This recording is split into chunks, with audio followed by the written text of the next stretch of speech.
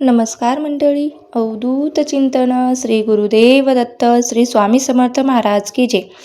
माझ्या यूट्यूब चॅनलवरती मी तुम्हा सर्वांचे स्वागत करते आणि तुम्हाला आजचा दिवस सुखाचा आनंदाचा जाओ हीच मी स्वामींच्या चरणी प्रार्थना करते आणि आजच्या नवीन व्हिडिओला सुरुवात करते. बघा, 15 जुलैपासून पवित्र असा आषाढ महिन्याला सुरुवात झालेली आहे आणि या आषाढ महिन्याची समाप्ती 12 ऑगस्टला होणार आहे. आषाढ हा महिना धार्मिक दृष्टीने खूप महत्त्वाचा मानला जातो, कारण या महिन्यात आषाढी एकादशी येते. आषाढी एकादशी ही वर्षातील सर्वात मोठी एकादशी मानली जाते. आषाढ महिन्यात येणाऱ्या प्रत्येक व्रताला, प्रत्येक दिवसाला अनन्यसाधारण असं महत्त्व आहे. त्यासोबतच आषाढ महिन्यामध्ये आपल्या कुलदेवीची उपासना सुद्धा केली जाते. आषाढ महिन्यातील कुलदेवीची उपासना केल्याने घराचे रक्षण, आरोग्य, कौटुंबिक समृद्धी प्राप्त होते. या काळामध्ये अनेक घरामध्ये आषाढ महिन्यामध्ये अनेक घरामध्ये कुलाचार सुद्धा पाळले जातात, ज्यामध्ये कुलदेवीला नित्यनेमाने सकाळी आणि संध्याकाळी नैवेद्य दाखवणे आणि कुटुंबातील कल्याणासाठी प्रार्थना करणे या आषाढ महिन्यातील कुलदेवीची उपासना करण्याचे मुख्य कारण आहे. या काळात येणारे सण आणि तिथीचे आध्यात्मिक महत्त्व हे तेवढेच वाढलेले आहे. या आषाढ महिन्यात गुप्त नवरात्री सुद्धा साजरी केली जाते, जी कुलदेवीच्या उपासनेसाठी अत्यंत फलदायी मानली जाते. घरातील नकारात्मक ऊर्जा दूर होऊन वंशवृद्धी व्हावी यासाठी सुद्धा या आषाढ महिन्यामध्ये कुलदेवीची उपासना करणे खूप महत्त्वाचे मानले जाते. तर बघा, आजच्या व्हिडिओमध्ये आपण जाणून घेणार आहोत की या आषाढ महिन्यामध्ये कुलदेवीला मंगळवारी काय अर्पण करायचं आहे. कोणती एक वस्तू अर्पण केल्याने आपल्याला सोन्याहून पिवळे सोन्यासारखे दिवस येतील. आयुष्यातील सर्व दुःख, दारिद्र्य, अडचणी नष्ट होऊन तुमची आर्थिक इच्छा, प्रगती, मनोकामना पूर्ण होईल. अशी कोणती वस्तू आहे जी आपल्याला आषाढ महिन्यामध्ये मंगळवारी कुलदेवीला अर्पण करायची आहे. ही सेवा कशी करायची आहे, उपाय कसा करायचा आहे, याबद्दलची संपूर्ण माहिती आपण या व्हिडिओमध्ये पाहणार आहोत. त्यामुळे तुम्हाला काय करायचं आहे तर व्हिडिओ स्किप न करता शेवटपर्यंत नक्की पहा, ऐका आणि चॅनलवरती नवीन असाल तर चॅनलला सबस्क्राईब करून घ्या, जेणेकरून संपूर्ण माहिती तुमच्यापर्यंत मिळून जाईल. आता आजच्या व्हिडिओमध्ये जो मी उपाय सांगणार आहे तो आषाढ महिन्यातील प्रत्येक मंगळवारी करायचा आहे. प्रत्येक मंगळवारी ज्यांना शक्य नाही त्याने जेवढ्या मंगळवारी जमेल तेवढ्या मंगळवारी करण्याचा जास्तीत जास्त प्रयत्न करा. जेवढ्या मंगळवारी तुम्हाला एक ही वस्तू आपल्या कुलदेवीला अर्पण करायची आहे. आता आषाढ महिन्यामध्ये एकूण 4 मंगळवार येत आहेत. चारही जर तुम्ही हा उपाय केला तर खूपच जास्त प्रभावी ठरेल. आता सगळ्यात महत्त्वाची गोष्ट या आषाढ महिन्यातील मंगळवारी आपलं व्रत करत असतो. तुम्ही व्रत करत नसाल तर तुम्ही नक्कीच आषाढ महिन्यामध्ये मंगळवारचं व्रत करायला सुरुवात करा. आषाढ महिन्यामध्ये एक गुप्त नवरात्री येते. नवरात्री तिथी ही आपल्या कुलदेवीची असते आणि मंगळवार हा देखील आपल्या कुलदेवीला समर्पित असणारा दिवस आहे. म्हणून आषाढ महिन्यातील मंगळवारी अनेक स्त्रिया हे व्रत करत असतात, कारण आषाढ महिन्यातील मंगळवार व्रत हे खूप जास्त प्रभावी मानलं जातं. जी स्त्री श्रद्धेने या आषाढ महिन्यातील मंगळवारचे व्रत करून आपल्या कुलदेवीची पूजा करते, त्या व्यक्तीची आणि त्या स्त्रीची प्रत्येक इच्छा, मनोकामना ही पूर्ण होत असते. आपली कुलदेवी ही आपली कुलस्वामिनी आहे आणि ती आपल्या कुळाचं, आपल्या कुटुंबाचं रक्षण करत असते. प्रत्येक घरातील कुलदेवी ही वेगवेगळी असते आणि हीच कुलदेवी आपल्या कुळाचा उद्धार करत असते. कुलदेवी ही वंशवृद्धी करणारी असल्यामुळे ती आपल्या प्रत्येकाच्या घरामध्ये कुलदेवीचा हा टाक सुद्धा असतो किंवा फोटो सुद्धा असतो आणि तो नेहमी सुद्धा आपल्या घरात असायलाच पाहावे. प्रत्येकाच्या घरात कुलदेवीचा टाक किंवा फोटो असावे आणि नित्यनियमाने आपल्या कुलदेवीची पूजा व्हावी. कुलदेवीची पूजा करतो जेव्हा आपल्या कुटुंबावरती प्रसन्न राहून ती आपल्या परिवाराचे संरक्षण करत असते, आपल्या घरावर येणारे सर्व विघ्न आणि आपत्ती दूर करत असते आणि कुलदेवीच्या नित्यसेवेने सर्व प्रकारची सुख, संपत्ती, आरोग्य यामध्ये वृद्धी होत असते आणि तुमच्या हातून तुमच्या घरामध्ये तुमच्या कुलदेवीची जर सेवा होत असेल तर ठीकच आहे, पण तुमच्या घरात जर तुमच्या कुलदेवीची सेवा होत नसेल तर त्यामुळे तुम्हाला खास करून ह्या आषाढ महिन्यामध्ये हा उपाय करायचा आहे.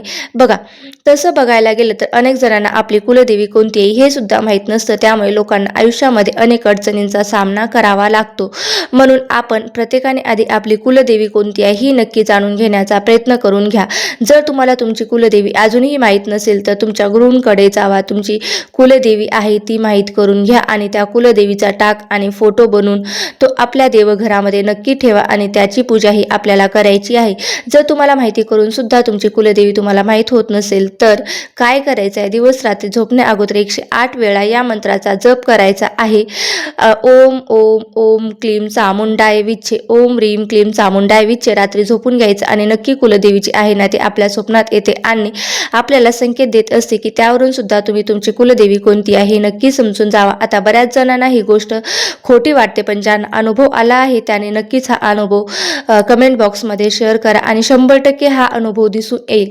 आता आपण पाहणार आहोत की आषाढ महिन्यामध्ये मंगळवारी आपल्याला कुलदेवीला अशी कोणती वस्तू अर्पण करायची आहे आणि अशी कोणती सेवा करायची आहे ज्यामुळे आपल्या देवघरामध्ये आपल्या कुलदेवीचा टाक, फोटो किंवा मूर्ती असायला हवी, तर आपण ही वस्तू अर्पण करू शकता. आता जर तुमच्याकडे टाक, फोटो, मूर्ती नसेल तर एक सुपारी घ्या आणि तिलाच आपल्या कुलदेवीचं प्रतीक मानून त्या सुपारीला म्हणजेच कुलदेवीला जी वस्तू सांगणार आहे ना ती अर्पण करायची आहे. आता सगळ्यात महत्त्वाची म्हणजे गोष्ट तुम्हाला मी अगोदर सांगितल्याप्रमाणे घरातील एका तरी स्त्रीने या आषाढ महिन्यामध्ये मंगळवारी उपवास करायचा आहे आणि तो सोडायचा आहे. उपवासाचे पदार्थ खाऊन तुम्ही उपवास करू शकता, पण घरातल्या कर्त्या स्त्रीने याचं व्रत नक्की करावं. आता हा उपाय करण्यासाठी तुम्हाला मंगळवारी सकाळी लवकर उठायचं आहे. उठल्यानंतर आपल्या घराची अंगणाची स्वच्छता करून घ्यायची आहे. त्यानंतर अंघोळ करायची आहे. अंघोळ झाल्यानंतर तुमच्या घरातील जी काही नित्य कामे आहेत ते उरकून घ्यायची. चहा, नाश्ता सर्व कामे करून घेऊन यानंतर तुम्ही सेवा केली तरी सुद्धा चालतं.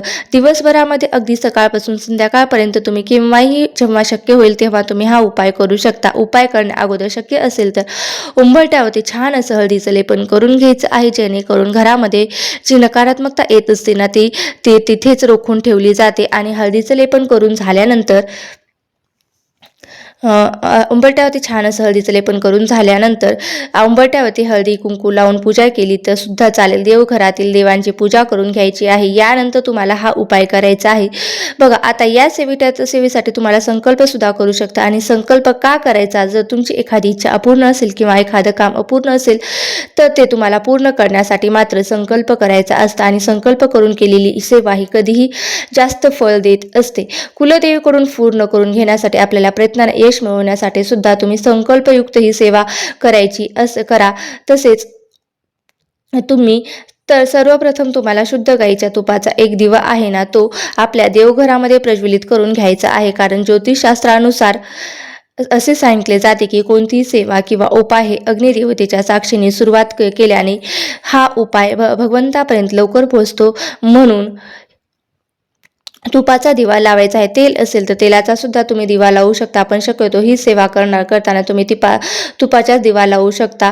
आता यानंतर तुम्ही धूप, दीप, अगरबत्ती तुम्हाला लावून घ्यायचा आहे. आता आपल्या कुलदेवीचा जो टाक असेल त्या टाकावरती तुम्हाला अभिषेक करायचा आहे. फोटो असेल तर स्वच्छ पुसून घ्यायचा आहे. सुपारी घेतली असेल तर सुपारीवरती सुद्धा छान असा अभिषेक करून घ्यायचा आहे. यानंतर तुम्ही एक तावण घ्यायचा आहे किंवा एखादं छोटं स्टीलचं ताट घ्यायचं आहे आणि प्लास्टिकच्या भांड्याचा वापर करायचा शक्यतो नाही करायचा. तो तामण हे आपल्याला तामण घ्यायचं आहे. हळदी कुंकू मिक्स करून तुम्हाला त्यावर कुलदेवीचा टॅग घ्यायचा आहे. एक सुपारी घ्यायची आहे आणि सुपारी ठेवू शकता. आणि यानंतर आपल्याला सर्वप्रथम आपल्या कुलदेवीचा कुंकुमार्चन करायचं आहे. देवीच्या चरणापासून ते मस्तकापर्यंत तुम्हाला कुंकुमार्चन करायचं आहे. आता हे कुंकुमार्चन किती वेळा करायचं आहे तर हे 11 वेळा करायचं आहे आणि किंवा 16 वेळा तुम्ही करू शकता किंवा 108 वेळा सुद्धा तुम्ही करू शकता. जसे तुम्हाला करायचं आहे तशा पद्धतीने तुम्ही हे करू शकता. आणि उजव्या हाताचा अनामिका असतो आणि जो मधलं बोट असतं ना, तसेच अंगठ्यातल्या या 3 बोटामध्ये जेवढं तुमच्या हातात कुंकू बसेल तेवढं कुंकू घ्यायचं आणि देवीच्या चरणापासून ते मस्तकापर्यंत आपल्याला अर्पण करायचं आहे.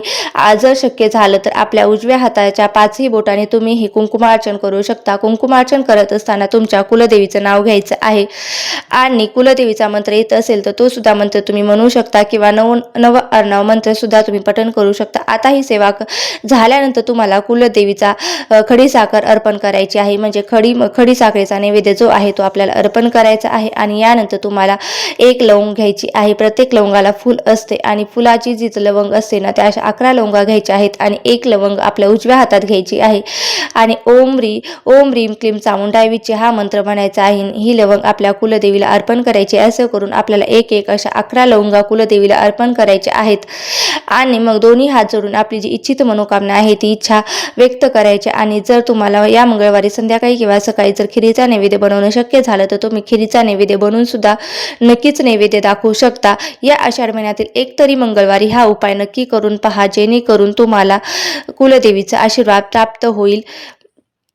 आणि तसेच तुम्हाला या दिवशी कुलदेवीला गजरा सुद्धा अर्पण करायचा आहे. आणि गजरा अर्पण करून झाल्यानंतर सकाळी सगळ्या सेवेबाबत आपण अशी खूप महत्त्वाची वस्तू जी असते ती कुलदेवीला अर्पण करायची असते. आपण आपल्या कुलदेवीची सेवा किंवा पूजा त्या वस्तूशिवाय अपूर्ण असते. म्हणून तांबूल म्हणजे काय तर हे जे तांबूल आहे ते पानाचा विडा, ज्यामध्ये 2 विड्याची पानं असतात, ज्याला आपण खायची पानं सुद्धा देखील म्हटलं जातं. त्यावर्षी थोडासा काच, चुना, बडीशोप टाकायची असते आणि ही थोडीशी खडीसाखर ठेवायची असते आणि ही 2 केशराच्या पाकळ्या ठेवायच्या असतात. आणि यासोबतच एक तुम्हाला अख्खी जी वेलची असते ना, ती हिरवी वेलची तुम्हाला त्यात ठेवायची आहे. आणि हा विडा तयार करून आपल्या कुलदेवीला अर्पण करायचा आहे.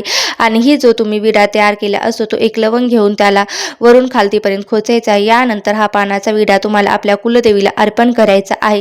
आता हा विडा अर्पण केल्यानंतर तुम्ही सेवा करून झाल्यानंतर 1 ते 2 तासानंतर तुम्ही हा विडा उचलून घ्यायचा आणि तो बारीक करायचा आणि घरातील प्रत्येक व्यक्तीने थोडा थोडा प्रसाद म्हणून खायचा. आपल्या घरातील व्यक्ती सोडून बाहेरच्या कोणत्याही व्यक्तीला हा प्रसाद द्यायचा नाही. अशा पद्धतीने आपल्याला हा उपाय आषाढ महिन्यात मंगळवारी आपल्या कुलदेवीची सेवा उपासना जी आहे ती करायची आहे. जर या प्रत्येक मंगळवारी तुम्हाला करणं शक्य नसेल तर काही हरकत नाही, पण आषाढ महिन्यातील एका तरी मंगळवारी तुम्ही हा उपाय नक्की करून पहा. प्रत्येकाने हा उपाय करा.